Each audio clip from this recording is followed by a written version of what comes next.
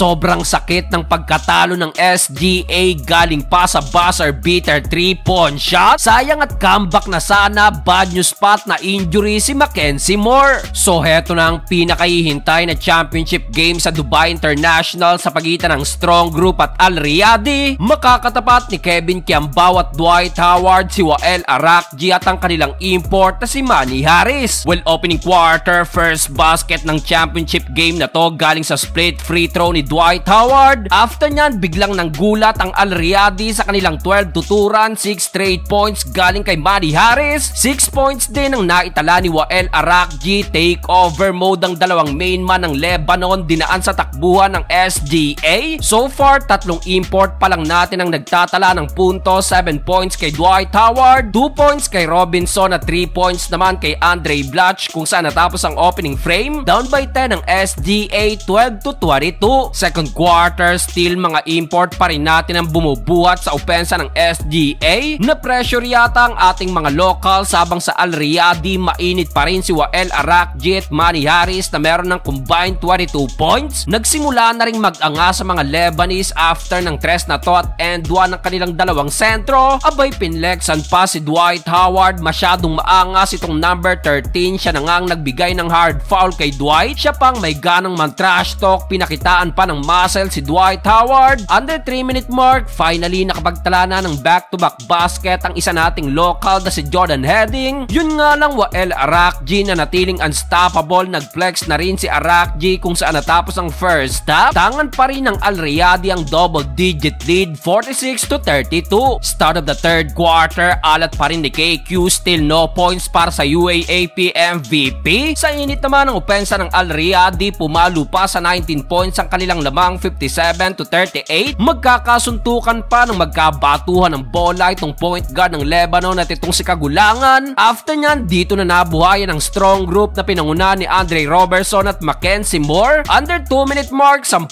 na lang ang lamang ng Lebanon, 59-49. Hindi pa natapos dyan at nagtuloy-tuloy pang run ng SGA. Finally, first 3-point shot. Takeover mode si Andre Robertson na meron ng 17 points, 61-57. End of third period. Fourth and final quarter, sa init ng laban may dinampot pang fan. Nakakapanindig balahibo dahil dito lumamang ng ating SGA. Grabe si Robertson at Jordan Heading. Takeover mode. Under 4 minute nga lang may disgrasyang nangyari sa SGA. Bad news at biglang bumagsak si Mackenzie Moore sa hindi malamang dahilan. In-stretcher palabas si Moore at after nyan, nabaligtad pa ang momentum matapos ang back-to-back 3-point shot ng Lebanon. Dahil dyan lumamang ng 5 points ang Al Riyadi pero Andre Robertson, Howard at Jordan Heading muling tinablayan sa All-74. Sa kasamaang palad nga lang, isang masakit na buzzer beater 3-point shot ang tumapos sa SGA, 77-74.